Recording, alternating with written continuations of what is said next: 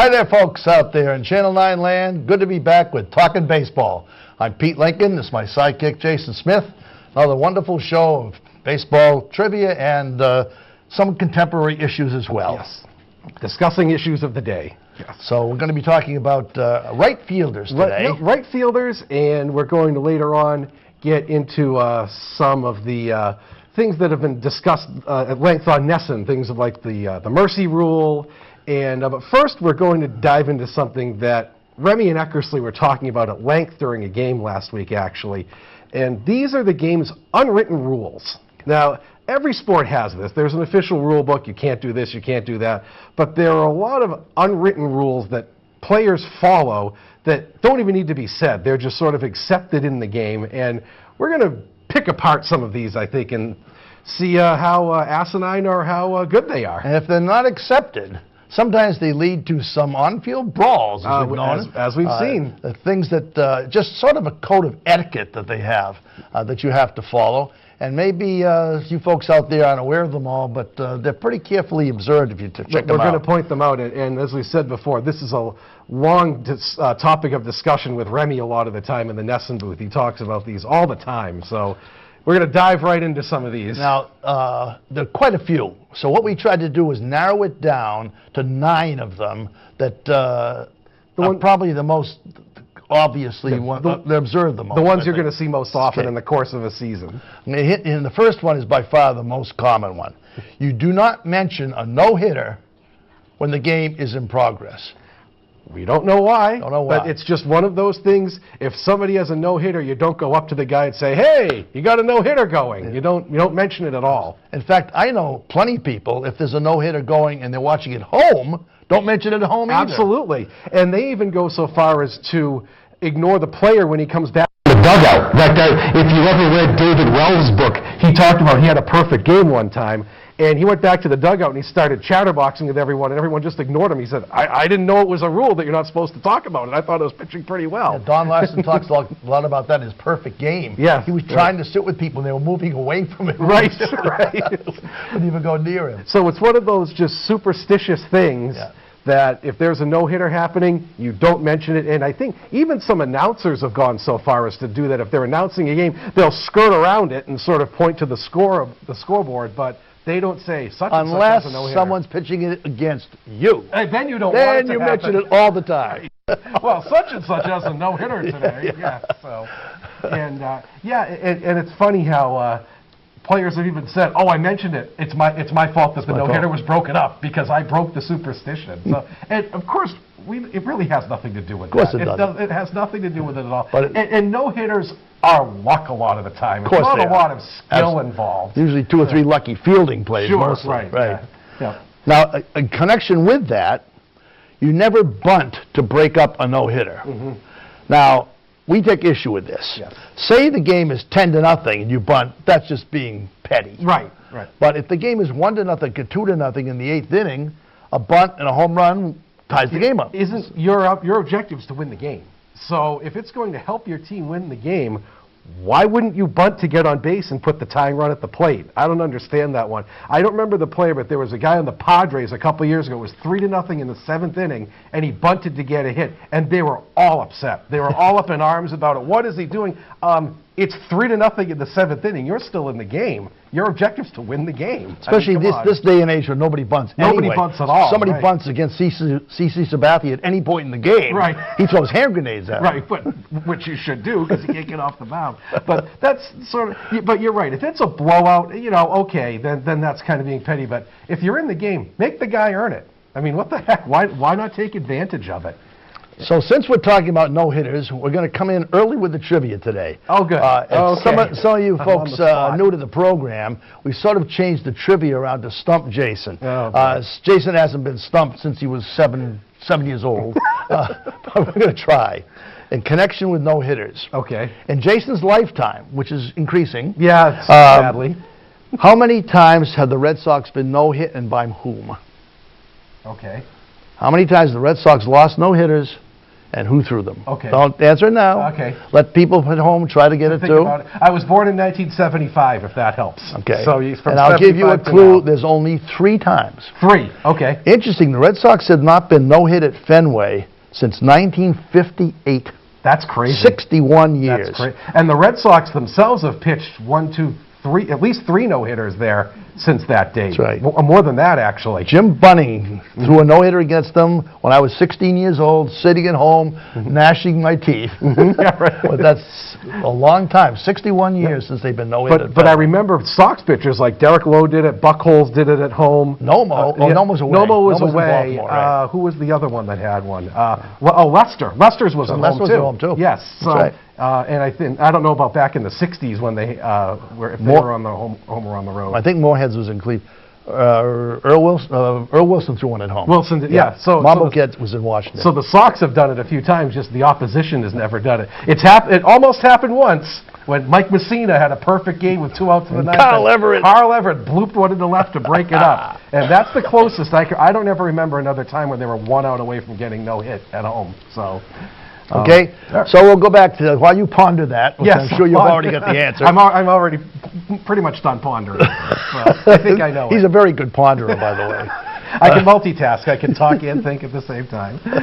So the next one, and this is one that causes the most brawls. Eye for an eye and hit batter. Oh, yes. If someone intentionally hits someone, not an accident, not with a slow pitch that hits you in the butt, but a pitch that clips you above the shoulders, say, and it's intentional. After 2 guys hit home runs, you hit the 3rd guy, you are required by your team to retaliate. You're supposed to retaliate. Supposed to retaliate. Absolutely. And that can cause all sorts of problems, especially this day and age with it's frowned upon by the league so much more. Oh, sure. The old days, it just went without saying. That's how it went. Bob Gibson. Sal Magley was called the barber because he shaved people all the time. Right, yeah. Oh, Bob Gibson, if you hit a homer off him, then you could guarantee the next guy would be in the dirt because he'd throw right at him. There was a guy called Rube Waddell would hit a guy and then pick him off first base and hit him again. Right, right. You get him twice on the fly. But if you remember back when Pedro was with the Red Sox, they had this running thing for about 2 or 3 years with the Tampa Bay Rays. Oh, and, boy. Oh, man. I remember Brian Daubach got hit, and there was a brawl with him. And Pedro, they went after Pedro a couple of times because he hit Gerald Williams, I think it was. So didn't he hit him leading off of that? He hit him leading off an inning, I think. And then had a perfect game until the night or something like that. It's not actually, and it's sort of, it's not even just hit batters anymore. If you remember the whole thing a couple of years ago with Manny Machado and Pedroia, sliding. That was a huge deal that everybody thought Machado was going to get thrown at because he broke the rule. Now, Pedroia denies it. He said it was a hard slide. You know, my knee was bothering me anyway. He didn't do anything. But the Sox still felt that Machado deserved to get thrown at because they thought it was a dirty slide that took Pedroia out. Of course, that's a new thing on the books, too. Sure. In the old days, taking the guy out of second base was an art. Oh, yeah. You expected the guy, knock the guy on his butt. If you've ever seen, every once in a while, Nesson will show the picture of Jerry Remy getting taken out. I think it's by Willie Wilson. Yep. And he's about 7 feet in the air, and Wilson's feet are way, way up as he's going into the bag. And you just took a spike to the knee, and that's the way it was. And you didn't have to be near the vicinity of the base either. No. Just roll over and nail the guy. And, I call that, because this is the most recent person that did it, I call that the Jeter rule. Because, no disrespect to Jeter, but he was the king of sliding about 10 feet away from the bag to take out a fielder. Watch him sometime. He'd slide towards center field trying to take the guy out and never got called for it. Or Pete Rose would do the barrel roll right into second base. Well, the classic one was Frank Robinson. He used to come in nearly standing up until Aparicio sidearmed him one off his forehead, and that was the end of that. Right. But that particular one's something recent because you can't do that anymore. But yeah, it's sort of an unwritten rule that if you think your team has been slighted in some way, you're supposed to retaliate by hitting someone, not necessarily with a fastball, that just hit them just so you say, hey, okay, now we're even. Yep. And it even extends to talking trash sometimes. Oh, sure, yeah. If you say something to the catcher like, that was a bad call or something, whatever it was. You suck. You're gonna hear from that sooner or later. Sure. Oh yeah, absolutely. And it's sort of petty, but at the same time, it's sort of it's gone back, 150 years people have done that. That's right. That you're supposed to stand up for your teammates and show them who's boss, I guess, is how it's supposed to work. And if there is any kind of brawl, it's required that every single person run out in the field. Guys come running in from the bullpen. Oh, even the bullpen guys are supposed to come out, Then they come in and chew the fat with the other guys that came out. They just say, show up for a fight, I guess, unwritten rules. I mean, show up for a fight. I mean, when you think about it, there are really only probably 2 or 3 out-and-out brawls every season. I mean, there were a couple this year where who was the guy with the Pirates who just ran at the other dugout and they beat the hell out of him? Tried to take the whole team on. The pitcher got pulled from the game and he ran towards the other dugout to try to take on the other 25 guys. Not very smart.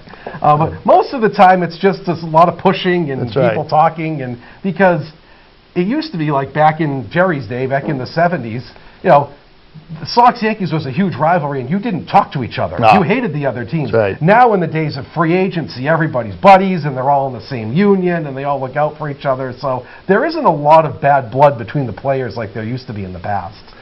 But people still like brawls. Oh, they do. You can go on YouTube and find the 10 best brawls in baseball. Oh, sure. And they show them yeah. all. Yeah. So people get a kick out of them. Yeah. And as we always say, it's entertainment. Hey, That's right. A brawl is entertaining. So. Fighting hockey, you only get 2 minutes. Right. You get 2 minutes off for fighting. In baseball, you get 10-day suspension. Well, hockey, you have one guy on the team who that's his job is to start the fights. I mean, every team. Well, baseball is much more genteel sport. That's just more a rowdy gentlemanly. sport. Yeah, that's right. That's right. Okay, the next one. You don't help the opposition when there's a foul ball near your dugout. Yep. So if a ball comes over and he's trying to lean into your dugout, let him fall in. Let him See fall you, right pal. in. No help. If it's always a catcher or a first baseman or a third baseman, depending on where the pop-up is. But they'll go in and try to lean over the railing to get it, and the guys on the other team are just kind of standing there like this. If it's your own dugout, everybody doesn't help you. But the other guys, let them bring grab up the safety net if it's your team. But if it's the other team, you just after he falls in the dugout, okay, help him up, but you're not going to help him make the catch. Now, most of the dugouts now have bars in front of them, so that doesn't happen too often. Yeah. But it's still good. It's still good, sure. Some real go-getter guy just tumbles in. Yeah, let him tumble. Yeah. Here's one people may not notice, and I don't think I paid attention to this till I was going through all these unwritten rules. When you put out at first and running back to your dugout, you never run over the mound. The pitcher's mound is sacrosanct to the pitcher. You don't run over the mound.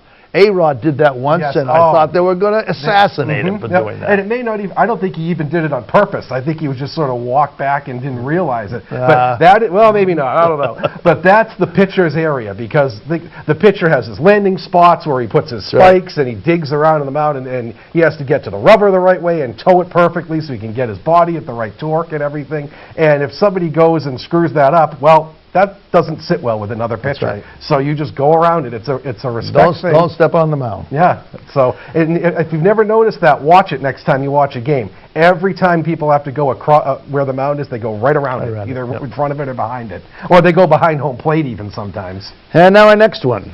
You don't steal when the team is way ahead or way behind. So if you're up 15 runs, you don't steal. One exception. Ricky Henderson stole every day. He did it all the time. It didn't matter, because he had to get 130 steals. He would steal third base when they were ahead 12-0, and nobody said anything to him. They just, that's Ricky being Ricky, let him go. But if your team is ahead 10-0, you do not steal second No, or third. that's considered rubbing it in. In fact, I've seen times when people didn't even tag up from third and score on what would be a sacrifice fly. Right, absolutely. Which is lousy, because it keeps a guy from getting an RBI. Yeah, you're costing your guy an RBI on your team. And when you're way behind to do it is just a little stupid. Yeah, you're not going to risk it out when you're down 11-0. Unless you get tickets for a show after. Yeah, maybe. But that's one that has always been in place. It sits forever. When it's a blowout, you don't steal. Now here's one that I think is relatively new, because I don't remember this happening in the old days. When a pitcher is taken out of the game, he must stay in the dugout at least to the end of the inning. Yes. I can remember many starting pitchers just stomping off, running down the tunnel, breaking all the lights in the tunnel, smashing the toilet doors. They used to call it hitting the showers when they took you out, because that's where you went. And they hit the showers. They did, they hit they hit it physically. But now, it's a sign of respect. You stay in the dugout till that inning is done, I guess, to support your reliever. And the cameras will always watch them. Always show the guy. So if the relief pitcher comes in and gives up his run, so it's 2 more earned runs, runs. Yeah. You can see the guy You can see the guy going like this in the dugout. Oh. My ER rate, Yeah. my salary bonus just dropped.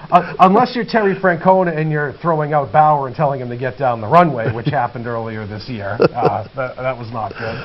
But yeah, that's another one. You might not have ever noticed it, but next time you watch a game, when they take a pitcher out, they always show him in the dugout. They show him, especially if he's done badly. Right. Oh yeah, if he got shelled out in the third If he's had a shutout for 7 1/4 innings, the third innings, then they'll be sitting there, look at me. Or if the reliever blows the game, they always show him then. And actually, most of the guys are pretty stoic about it when you think about it. I've only seen a couple times where they showed somebody really getting upset about a blown lead. Most of the time, they just sit there and watch, and it is what it is.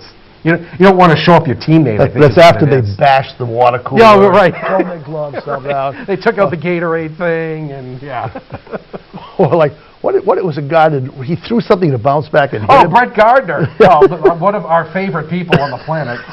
Yeah, Gardner was so upset he threw a helmet and bounced off. Bounced back and hit him in the chin. cut his chin. Well, it's a pretty big target. That's a tough target. His head's a tough target to miss if you've ever seen him. He looks like one of those bad guys on Star Trek back in the day with the forehead. Mr. Potato Head. Oh, my Lord. Yeah, look at Brett Gardner's head sometime. Oh, my. I don't know how he ever was birthed. I don't know how that happened. Okay, number 8. Don't rub yourself when you've been hit. Now, if you've been hit and you've broken something, you're probably going to get medical attention. But if you get hit by a pitch, you're supposed to just suck it up like a man, run to first, and don't touch it, don't rub it up. I can't remember the guy's name. I've been trying to think all week. Because it used to be when he got hit by a pitch, it was like he got hit by a hand grenade. He would fall down and go into gyration, roll around like he was killed. And you know what? Honestly, if I got hit in the forearm with a 95-mile-an-hour fastball, I'm probably going to do the same thing. I'm sorry. Take me out of the game. I'm done. But I think part of it has to do with that a lot of guys go up with a suit of armor on now. They have elbow pads and here and all this stuff. The infamous Don Baylor. Oh, Don Baylor. Oh, my Lord. Led the league in hit batters, and he would just take it in the shoulder and walk to first. Walk right to first. Thank you, thank you. And he was a pretty big guy too, so he just sort of bounce off him, and he'd be done with it. Sometimes you see him give it a little shake to see if my fingers still work. But back then, they used to come out with the spray too, which never worked. They used to spray your arm and your ankle down after you got it. It never did anything at all. Yeah, you kept your skin from hurting, but everything underneath it was still in pain. But you're not supposed to react or anything. Even if a couple guys have been hitting the helmet and they just sort of doo-doo-doo, all right, I'm good, and they just go right down to first, then I would probably be in the dugout hiding if somebody threw 100 at my head, but. I don't get paid $5 million Jerry said the other day Jerry was never bean. Really? He said he's never hit in the head. Well, you know what? Anywhere, in high school, anywhere. Well, you know what's weird is we were talking about he's too short. Yeah, he's only this big. He's a tough target. But it was funny talking about the bunting is that he said when he played, nobody ever begrudged him for bunting because it was part of his game. Now there are other guys who would get beaned because they were bunted for whatever reason, and the pitcher didn't like it, and they would get thrown at. Jerry never got thrown at because it was just widely accepted that this is how he's making his living in the big leagues is by bunting, so let him do it. So the last one we've picked up is one. Don't admire a home run. Now this has also caused a lot of problems. If you hit the ball country mile and then you stand there and admire it and look at it. Next time up, I would be careful. Yeah. Or if you take 25 seconds to run around the bases. Yes. Or you make some comment going around the bases. Yes. Or if you ham it up, showboating it. But interestingly, lately, the bat flip has become a phenomenon. Oh, that's the part of the show. And absolutely. So I saw on YouTube the other day a bat flip compilation. Yeah. He's the best of the bat flips. Yeah. Hey, go for again. Entertainment, people. That's right. Hey, go for if you don't want a guy to admire a homer, don't give it up. I mean, really. and it's sort of the same thing holds true for pitchers. When you strike a guy out, you shouldn't be too demonstrative. But a lot of times, especially to end the game. Oh, sure. Remember the time Derek Lowe saved the playoff game? Yeah, he was doing. Right. He got a lot of grief for that. Well, or who's the guy? Stroman, I think it is, for the Blue Jays, is very demonstrative on the mound, and a lot of the Sox don't like him for that reason. I'm saying I'll take him. He's a pretty good pitcher. That's why he's not in the Blue Jays. Right. But even Eckersley back in the day used to do the shoot you down when he struck you out after. And that's a few guys do it, but it's not nearly as prevalent as it was because again we talked about sometimes these are your buddies you're striking out. You don't want to show up your friends, and it's like I said, it's one of those So, unwritten folks, rules. look for some of the unwritten rules. Pay attention to them because they are pretty carefully observed. They really are. They really are. And it's a code that you must get the Bull Durham speech when you get to the majors about the unwritten rules because everybody knows them. Yep. It's one of those Right. things. Even if you're a rookie called up from Pawtucket, you're supposed to know these rules. Okay, well, now we're going to get to the center of the show, which is the right fielders. And for you folks who haven't seen the show before, what we've been doing is creating a Mount Rushmore of great players at each position since 1950. A date chosen because that's when integration began, expansion began, and unfortunately I've seen them You've all seen play. them all play. Seen them all play. And so picking the 5 top players at that position all the way around, and there'll be 10 shows, 8 position players, lefty and righty pitchers. Right. Yep. So this is the 7th one. We're getting all the way around to right field. And this is right. And this one had an incredible glut of amazing players on All it. Hall of Famers. At the end, we're going to list some of the people who didn't make the cut, and you'll be astounded at some of the names that didn't even make the top 5 for us. But I think our top one is pretty obvious and is probably absolutely in the top 3 or 4 players ever to play the game in the first place. Yeah, they ranked him as the 5 greatest player, that includes pitchers, ever. Right, sure. And that is the one and only Hank Aaron. Hank Aaron. The one-time home run king. Barry Bonds did break his record later on, but he at the time he had 755 homers when he ended his career. And interestingly, baseball is so stats-oriented that there are certain numbers you can say to any baseball fan, and that fan will know exactly what you're talking about. 755 is one of them. You absolutely know that's And it was Aaron's home run career total. 714 forever. Yes. Babe Ruth, 714. Nobody was going to 714. ever break Ruth's Come record. no close to that. And it went quite a while. Yeah, it did. It's now been broken twice. Yeah. So. And it wasn't, and unlike a lot of players today who are just focusing on the power, Aaron was just all around. He was the ultimate 5-tool player. I mean, he also had 3,000 hits. He has the most He had extra base hits. 3,700 hits. 3,700. He had the most extra base hits ever, most RBIs ever. He's at the top of every conceivable category. Lifetime in the game. average of 305. So for a guy that's 7 home runs or 300 average, amazing. Yeah, he also won 3 Gold Gloves, so he was very good in the field.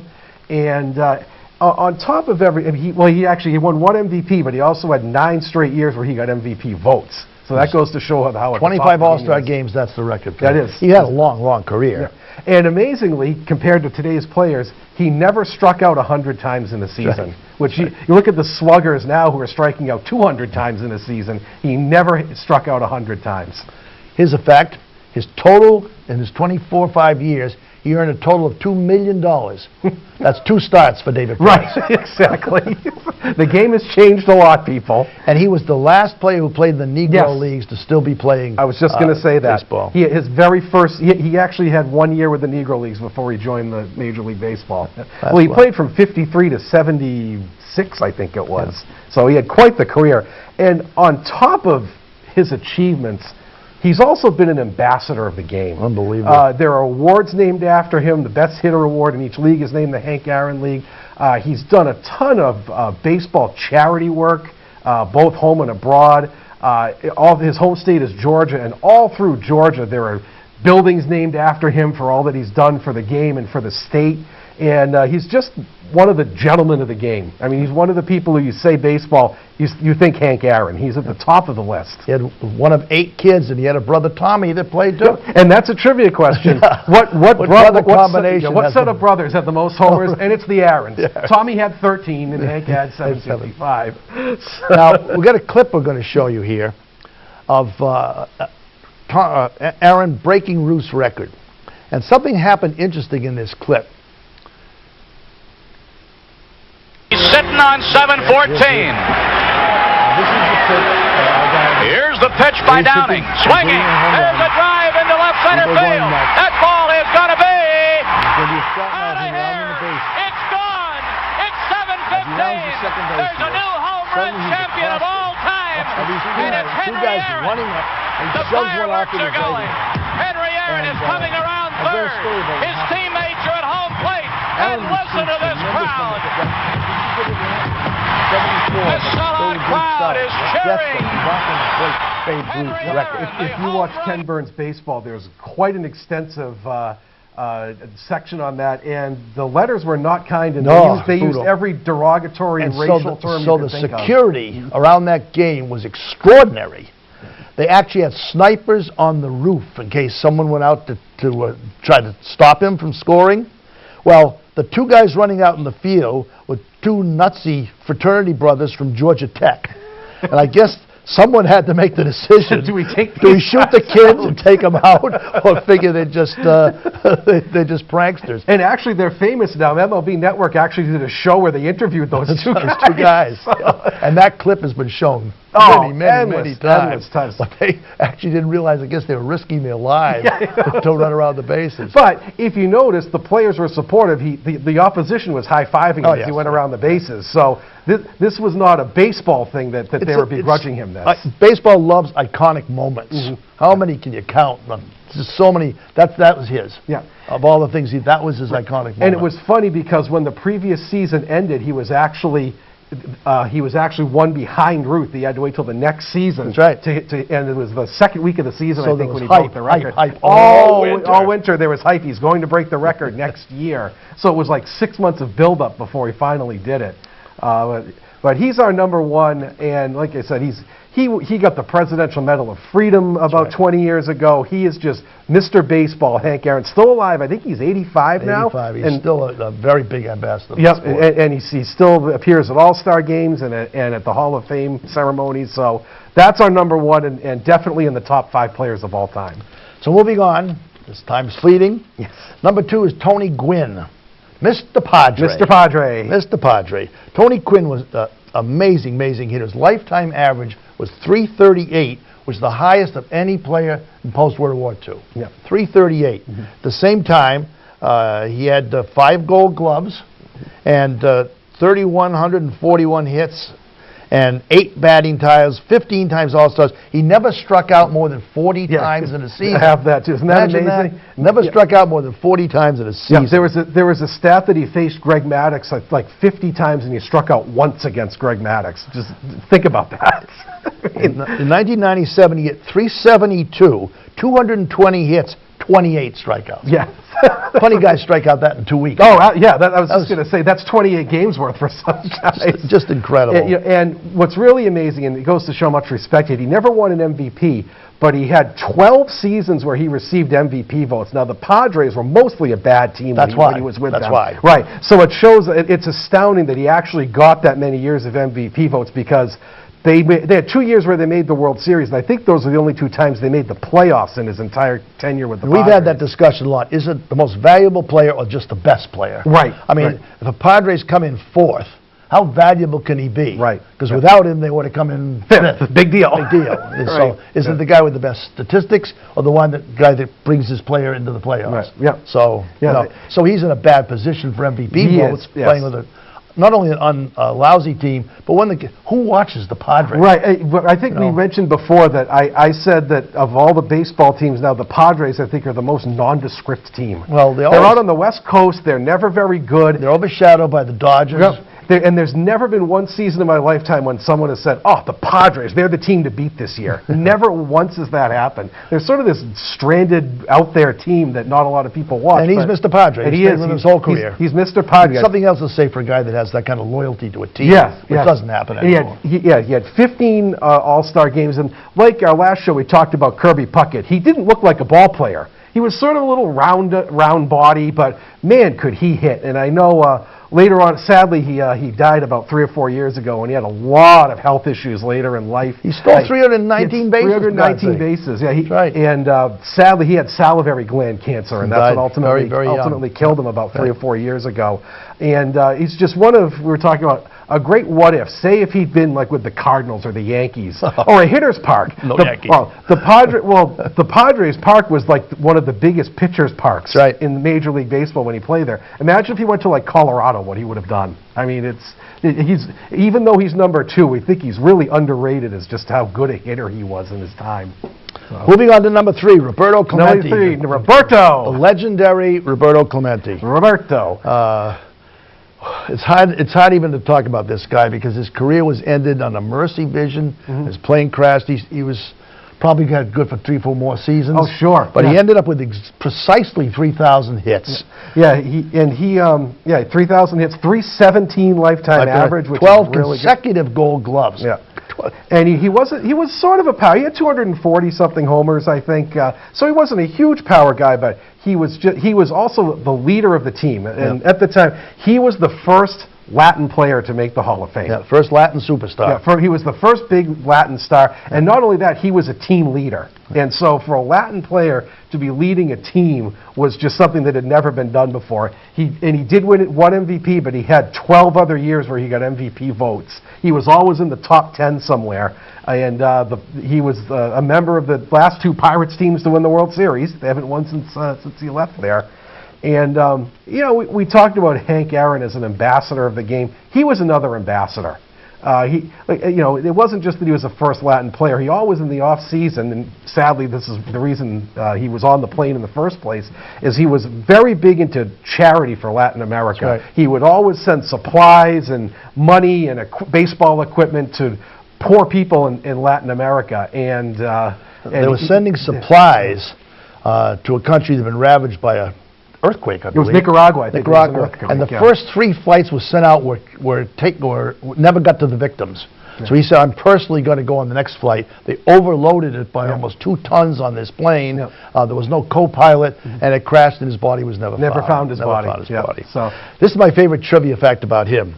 He hit the only walk-off inside the park grand slam in history. How cool is that? Now imagine that. Walk-off inside the park. Not just the walk-off grand slam, inside the park.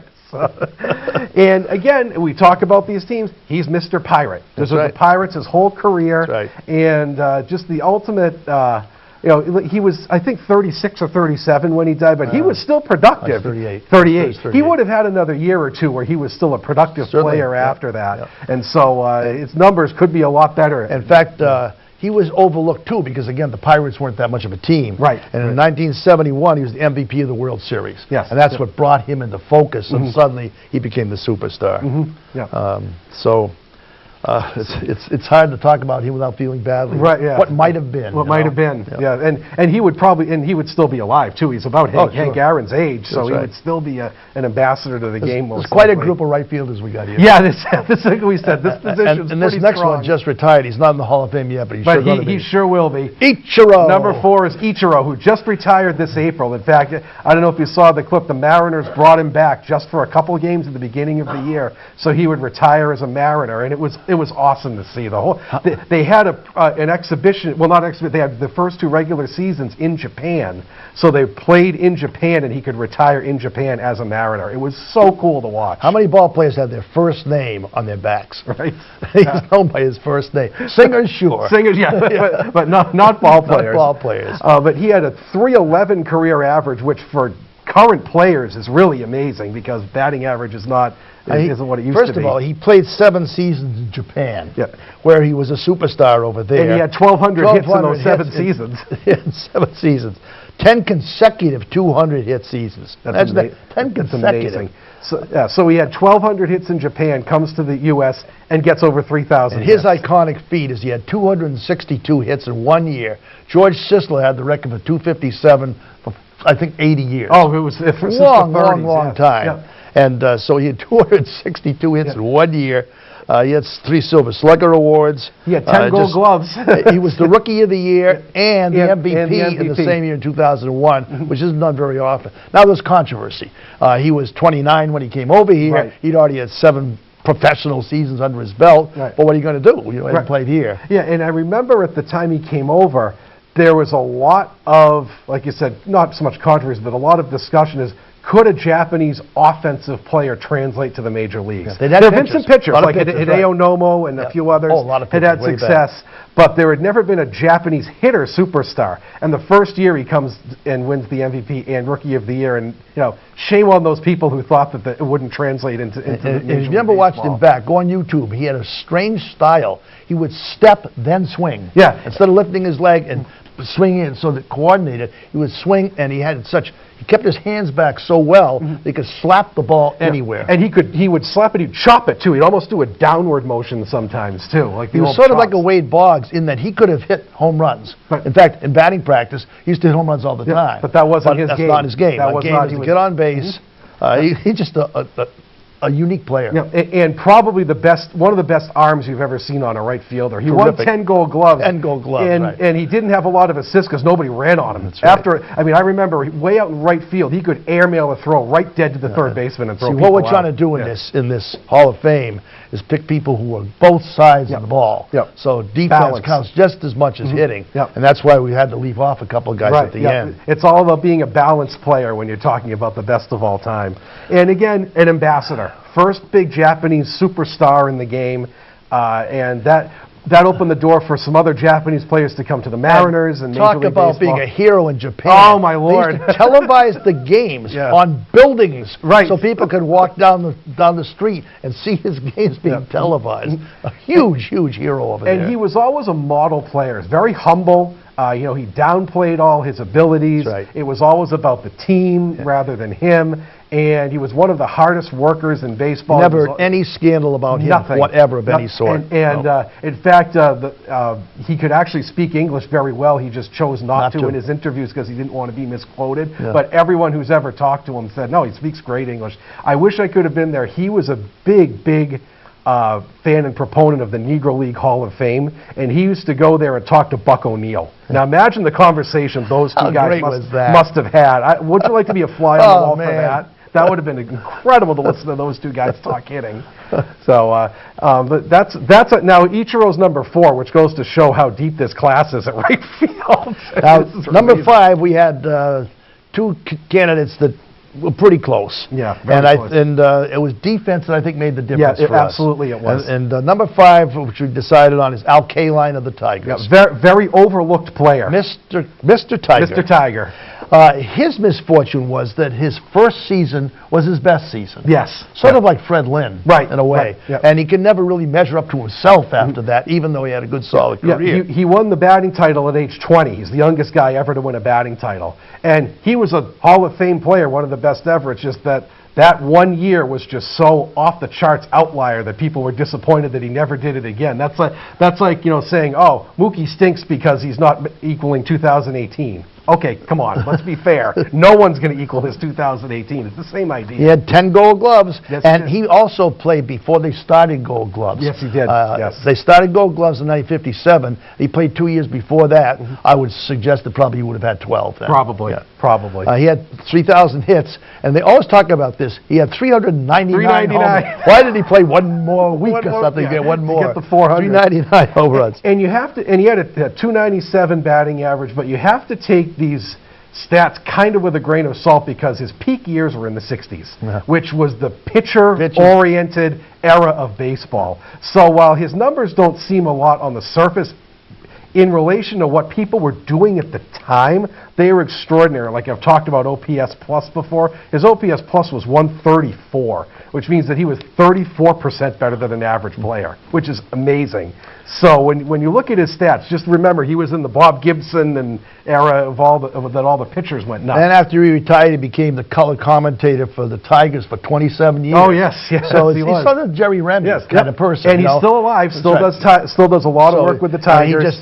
He's Mr. Detroit, Mr. Tiger, and that I think that has a lot to do with what we're trying to pick. Of course it does. People that are just huge ambassadors for the game. Right, people who are just you associate with baseball rather than accomplishments. The person that he edged out was Dave Winfield. Dave Winfield had, of course, more power, stole more bases. It's just, well, the defense wasn't quite there for Winfield, and he bounced around a lot of teams. And also, we had to leave off Reggie Jackson and Vladdy Guerrero. So that goes to show how deep this right field class is. If you go out online and say, name the top right fielders, they'll always include Frank Robinson. Frank Robinson played more games in left field than he did in right field. Yes, he did. It was just about the middle He played about only 1,300 games in right field. I'm sorry, that doesn't meet our qualifications. Right. It was something like 1,200 to 1,100 or something like that. It was split down the middle with left and right fielders. But think about it. We had to leave 3 Hall of Famers off this list. And we also left off like Larry Walker, Dwight Evans. There are so many great right fielders who you could make an argument for at a different position. It's just this is probably the deepest position we have to discuss. So this is our top 5 then. Here we go. Hank Aaron. Right field, Hank Aaron, Tony Gwynn, Roberto Clemente, Ichiro Suzuki. Suzuki. That's the second most common name in Japan. Yes, it is. I just found that out. Really? Yeah. Really? And Al Kaline. That's And our Al top Kaline. 5 for right fielders.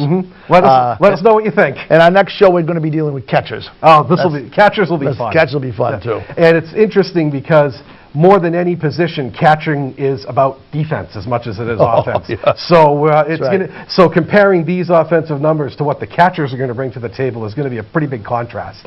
And the catchers that can also hit are a rare bird. Very rare bird. So Very there rare. are a few, and Yes. they're going to be climbing up Mount Rushmore. Yes, they are.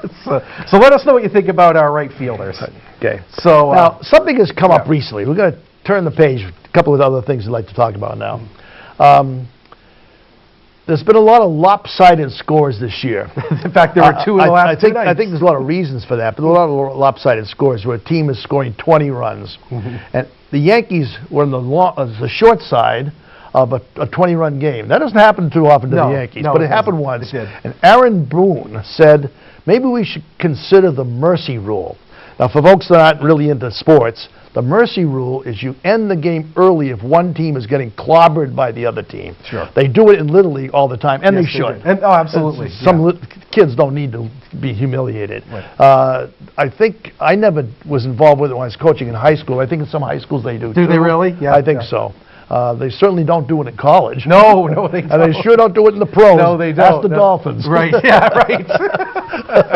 Well, and it's too funny you mention that because the last 2 nights, the Astros gave up 20 runs, and then 2 nights before they scored 20 runs. So there's a lot of this happening. See, the problem is that starting pitchers don't go very far anymore. Yes. So you have to use up the bullpen.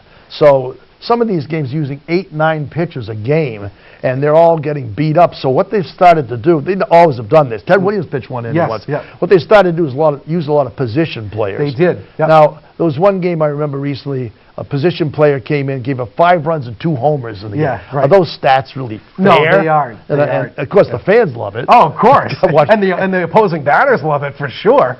I remember once Canseco came in and pitched against the Red Sox. He threw his arm out. He blew his arm out, yeah. Well, if you remember in the 2003 and 4 Red Sox, they had this guy, Dave McCarty, who they brought in a few times to pitch just as an emergency. Yeah. But he pitched in college and he had experience. And he just would I'd be do willing okay, to bet every single major league player pitched at some level. Absolutely. At least in Little League. Sure. And absolutely. probably in high school, too. Right. A lot of these guys are such extraordinary athletes that they could do Sure. anything through their high school But and college they're not years. going to throw 95. Right. The Right. curveballs aren't going to break very much. Right. You know? So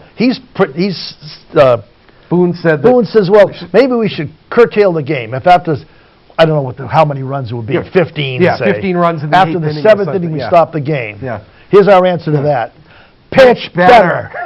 Pitch better. So why should the offense of the team that's way ahead, why should that team be penalized for having a great game? I paid $2,000 to go to a ball game. Exactly. I want to see 9 innings. I want to see Brock Holt hit for the cycle in a blowout. I want to see that. You know, I mean, if your pitchers can't handle it, then hey, get a better pitching staff. I'm sorry. I mean, I just don't get it. I don't get it. And of course, the opposing batter, if you're ahead 16-1. Pad those stats, baby. Come on, give me the extra hits. And I say to Aaron, just suck it up. You're only going to lose once in a while. Exactly. Yeah, and it really only affects 1 or 2 games a year when you think about it. Yeah. It really, even the worst teams don't get blown out that much in the course of a season, where they're going to be, dipping past every team has 8 or 9 relievers now anyway. So if you're that deep into your bullpen, okay, that's on you. That's not on the opposition.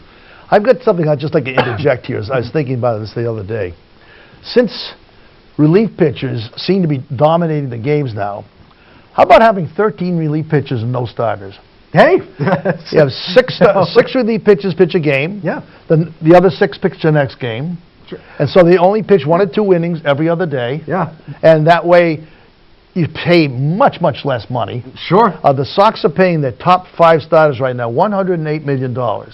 The top 5 relievers are making $20 million total. Right. So you could put all that money into good position players who play every day. Sure. A starting pitcher only pitches once every 5 days. The other 4 days, you see him in the dugout. Hey, and in the Sox's case, there's really only one pitcher who pitched to his level this year, and that was Erod. The other 4, whether they were ineffective or hurt, just didn't earn their money this year. It's something maybe Tampa Bay should suggest. Tampa Bay might do that. Tampa Bay sort of was leaning that way. They had Snell, of course, as their ace, but they picked up Morton in this offseason, but the other games, they'd call them bullpen games. They'd have an opener who would go an inning, maybe 2 innings, and then they'd have a long reliever. Jalen Beeks, who used to be with the Red Sox, would be the middle guy, who would go 3 or 4 innings, and they were adamant that these pitchers very rarely faced anyone in the lineup more than one time, which kind of makes sense when you think about it, because a reliever really only has 2 pitches, or most relievers only have like a fastball and a curve. So one time through, they'll fool you. The second time through, well, that's where you run into trouble. Chapman's come up with a changeup, and now you can't touch it. Right, so yeah, right. Okay, I think we're going to stop at this point because I want to make sure we get to the trivia answers. Oh, yes, okay. Now, for you that just tuned in late, shame on you. If you tuned in late, the question was, in Jason's lifetime, since 1975, the Red Sox have been no-hit 3 times. Who did it? Okay, I was watching all 3 of them, actually. So there was one last year, Sean Manaea for the A's, who no-hit him out on the West Coast, and it was one of the best games I've ever seen pitched against the Red Sox, actually. He was fantastic. The Sox had the top offense in the majors by far, and he just totally shut him down. That was a fantastic game that he pitched. This other one was Chris Bosio, who later became the pitching coach for the Red Sox. And I remember this because he walked the first 2 hitters of the game, and then he got the next 27 guys out. So if he warmed up another 5 minutes, he might have had another perfect game. And as I remember, too, that was on the West Coast. It was a West Coast It got over about 2 in the morning, and staying up late wasn't worth it. Yeah, right. And he was sort of a nondescript 500 pitcher, which goes to show, he said before, no-hitters are luck a lot of the time. Interestingly, both of those 2 games were in April. Yes, they were. And yes. Out in the West Coast, early April, long travel. Sure. You know. Yep. And then the last one, I know this one, Dave Righetti. I so remember this one. Now, Dave Righetti, later in his career, was a closer, and in fact, he had the record for most saves in a season for a while. But when he first came to the Yankees, he was a starter, and I remember this vividly. It was July 4th, because we were staying at a house in Hull, and it was about 110 degrees that day. Even next to the ocean, it was extraordinarily hot. And we were watching on Channel 38 back in the day. It was a Sunday. Yep, Sunday. It was the 4th of July. 4th of July, that's right. 4th of July, they always showed on Channel 38. And I remember they'd show every inning, and they'd have the 0 hits flashing for the Red Sox. And 83, I want to say. It was 83. 83, it was 83, yeah. Yeah, and that was when he was still a starter. And I think 2 years later, he became a bullpen ace, which was really strange. But there he is, Dave Righetti, who used to take great joy in him blowing leads in his later in his Yankee career. We used to watch the Yankees games specifically so we would watch him blow a lead. But those are the 3 in my lifetime, and I was watching all 3 of them, so I remember them. It's clear that luck is involved. Oh, my God. I'm sure most of the fans out there haven't heard of 2 of those people. Well, just case in point, Mike Fiers, who's now with Oakland, pitched his 2nd no-hitter of his career. He had one with the Astros and one with the A's. The other night he came in and he gave up 5 homers in the first inning. You never know. A lot of it's like a lot of no-hitters have great defensive plays behind them, or you just catch a team, like you said, on a West Coast trip where they're tired or blown out, or it might be the end of the year when they're playing all rookies. I remember the Angels had, I think it was the Angels, no, it was the A's, had this guy, Mike Warren. I think he won 6 games in his career. And he got his no-hitter the last day of the season against the Angels when they just played a bunch of scrubs up from the minors. A famous one back in the day was Bo Belinsky. Bo Belinsky, was a playboy. Right. He threw a no-hitter for the Angels. I think he won 9 total in his career. Right. But he became famous because he threw a no-hitter. Well, Bobo Holloman is the ultimate. No, he had a perfect game in the first game he ever pitched in his career. I think he won 4 games his whole career. But it's luck of the draw. And you just have it. It's your night. This year, last year, some guy made an incredible catch to save a no-hitter over the wall. Over the wall. So I can't remember the game. Well, the other one was Mark Burley's perfect game. Remember that? When he was with the White Sox, the guy made the jump over. I think it was Anderson. Maybe was out in center field and made this phenomenal catch to save the perfect game. And the near no-hitter that Billy Rohrer almost pitched in 1967 against the Yankees. Yastrzemski made this phenomenal dive over his. He flipped up in the air backwards and caught the ball. and then Ellie Howard dumped one in Yeah. with 2 outs in the ninth. And Billy Rohr had 2 wins in his career, I think. Right. But he's still still talked- 52 years later. We still mention Near him. no-hitters. Near no hitter. How about the guy the umpire made the bad call? Oh yeah, Galarraga. Yes, and of all people, it was. I felt so bad. It was Jim Joyce who blew the call. Who was a great umpire. Everybody, and he just totally blew You the know call. what we're talking about? He had a perfect game. He had a perfect game. A ground ball was hitting the infield. The batter was obviously out. Yeah. He called him safe, and it cost him the perfect game. Yeah. And the umpire came to him the next day crying. Yeah. Now, that says something for instant replay. Yes. Instant right. replay, perfect Yeah, he would have game, had you a know. perfect game. But I think he's actually more famous for losing the perfect game than if he actually got He didn't it. do much after that. Oh, I either. know. Yeah. Oh, no, he did nothing after that. I remember that. Jim Joyce was in tears after the right. game because he knew that he blew the call. He said, I feel so bad for this kid. That's on me. And, you know, you're so used to umpires like Angel Hernandez just blowing everybody off. That said a lot about Jim Joyce and how much the players respected him that he did that. And he's still umping now. I mean, isn't he still umping now? Or Yes, did he is. Yeah. So the point is, no-hitters are A lot of luck. combination of skill, but also a lot of luck. Mike Warren had one. Clemens didn't have one. So Well, go figure that one out. Nolan Ryan had 7. Nolan Ryan had 7. I think that might have been talent. Yeah. And that's never going to be broken. No one is ever going to pitch 7. Well, no-hitters. Verlander pitched his 3rd this year. He did. And like you said before, Koufax had 3. Yep, and Verlander gets to come home to Kate Upton. Bob So, Feller had you one know. on opening day. Yes, he did. Yep. Yep. Only one ever on opening day. That's right. So the team was batting 0 as a team after opening day. It's But kinda weird. whatever you do, don't talk about them Don't talk while they're about in it. progress Don't. because you'll You'll jinx the team. Don't wreck do it. the karma. Don't wreck the karma. Don't do it. talk about a no-hitter. Don't do it. Well, but this happened earlier this year. What we're going to see a lot more of is the combined no-hitters. Yes. There was one just a few weeks ago because starters don't go 9 innings anymore, unless you're Verlander, which is an extraordinary exception.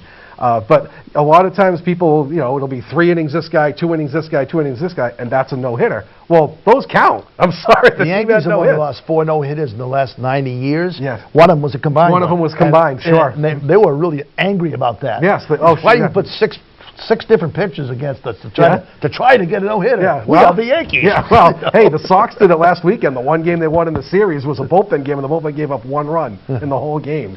I think that's where baseball's headed. I agree. Absolutely. And it makes sense because you're not paying these extraordinary starter salaries. You're not paying Price $30 million right, a year. that's right. You're paying Barnes $5 million a year to go, 3 innings a week rather than Price $30 million to go 6 innings. So this brings me to my next point. It's long been a major league scoring rule that in order to get a win, you have to pitch 5 innings as a starter.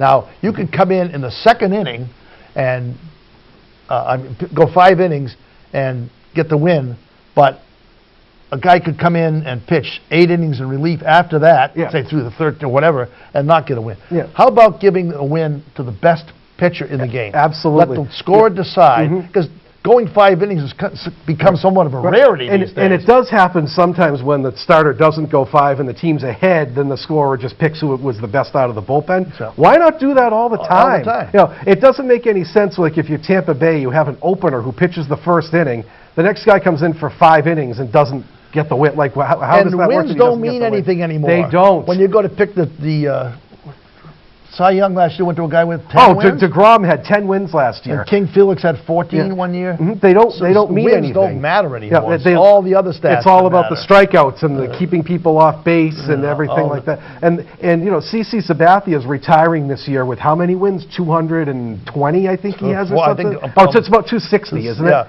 And who's going to be the next person to get that Nobody. many wins? Nobody even hits 250 No one's going to anymore. win 20 games this year. No, it used to be 300 was the magic win total to get you in the Hall of Fame. Right. People aren't even hitting 250 anymore. close. So, yeah, and it used to be a 2 or 3 20-win pitchers a year. Now there aren't any. There aren't any. So, all right, so we are getting the signal that we need to wrap it up. Okay. Well, we were going to talk about saves, but I guess we won't do that. We'll do that next We'll show. Save that for next We'll do that in the day. post-mortem next show. Now, we have been trying to end shows lately with something that's a little musical that is appropriate for what we've been talking about. Last week we talked about Centerfold, the Centerfold song. Week before Center field, not Centerfold. I did that last time. Yes, you did. Different channel that's on. That's a little higher up in your cable access, I think, that channel. So, It's above their pay grade. right, yeah, right. And we won't do centerfolds. They don't pay us enough for that, no. You don't want to see that one. Yeah, about that, yeah, you don't want to see that. And the month before that, the show before that, my college roommate sang in Yiddish. Yes, that's right. So what we're going to end with tonight is a song about Peter, Paul, and Mary, which is incredibly appropriate for this. So we'll say, see you anon. Tune in next month for our wrap-up of the season, which hasn't turned out to be what we hoped it would be. And we'll talk about catchers. Catchers. So take care. Take care. Thanks for watching.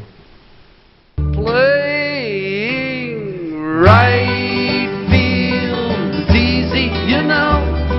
You can be awkward, you can be slow. That's why I'm here in right field, just watching the dandelions grow.